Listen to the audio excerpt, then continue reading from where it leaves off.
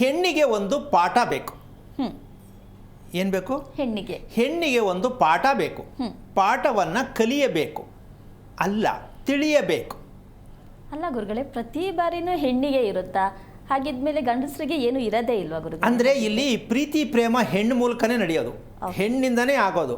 ಅದಕ್ಕೆ ಹೆಣ್ಣೇ ತಗೋಬೇಕು.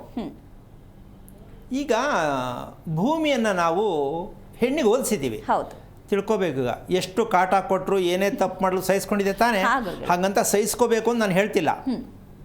ಆಮೇಲೆ ಈ ಕಾರ್ಯಕ್ರಮದಲ್ಲಿ ಒಂದು ವಿಶೇಷ ಈಗ ಹೇಳ್ತಾ ಇರ್ತಕ್ಕಂಥ ವಿಚಾರ ಕೆಲವರಿಗೆ ಬೇಜಾರಾಗ್ಬೋದು, ಕೆಲವ್ರಿಗೆ ಅರ್ಥ ಆಗ್ಬೋದು.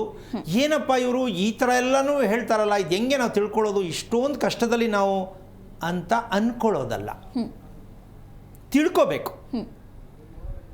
ತಿಳ್ಕೊಳ್ಳೋದಾದರೂ ಏನು ಅಂತಕ್ಕಂಥದ್ದು, ಈ ಪ್ರೀತಿ ಅಂತಕ್ಕಂಥದ್ದು ದುಷ್ಟತನಕ್ಕೆ ಇರಬಾರ್ದು.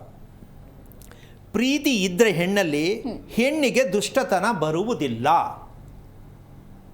ಹೆಣ್ಣಿಗೆ ದುಷ್ಟತನ ಬೇಕಾ? ದುಷ್ಟತನ ಅಂದ್ರೇನು? ದುಷ್ಟತನ ಅಂದರೆ ಕೋಪನ ಗುರುಗಳೇ? ಏನು ಬೇಕಾದ್ರೆ ಆಗ್ಬೋದು.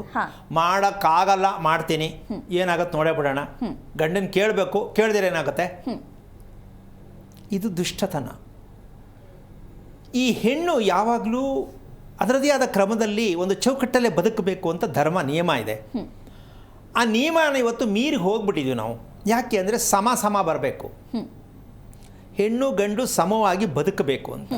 ಹಾಗಲ್ಲಮ್ಮ, ಬದುಕೋಕ್ಕಾಗಲ್ಲ.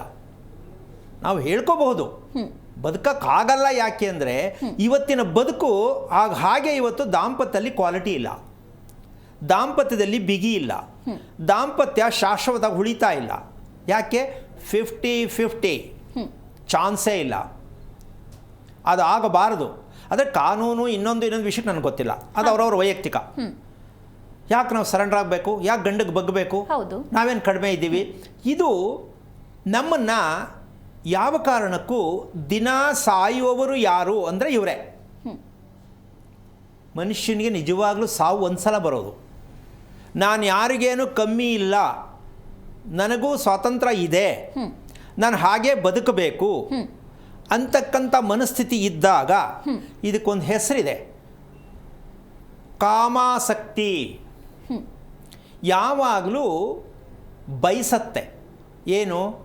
ಒಂದು ಗಂಡು ಹೆಣ್ಣು ಖುಷಿಯಾಗಿ ಜಾಲಿಯಾಗಿರಬೇಕು ಅನ್ನೋದಕ್ಕೆ ಮದುವೆ ಬೇಕಾಗುತ್ತೆ ವಿನಃ ಬದುಕು ನಮ್ಮ ಕೈಯಲ್ಲೇ ಇದೆ ಅಂತಕ್ಕಂಥದ್ದೇ ಕಾಮಾಸಕ್ತಿ. ಅಂದರೆ ಬೈಕೆ ಜಾಸ್ತಿ ಇರುತ್ತೆ, ಬೈಕೆ ಸಿಕ್ಕಲ್ಲ. ಇವ್ರು ನೆಮ್ಮದಿಯಾಗಿರೋಕ್ಕಾಗಲ್ಲ. ಇದನ್ನು ಯಾರ ಹತ್ರನೂ ಹೇಳೋಕ್ಕಾಗಲ್ಲ. ಇದು ಇವತ್ತು ನಡೀತಾ ಇರ್ತಕ್ಕಂಥ ಚಿತ್ರಣ.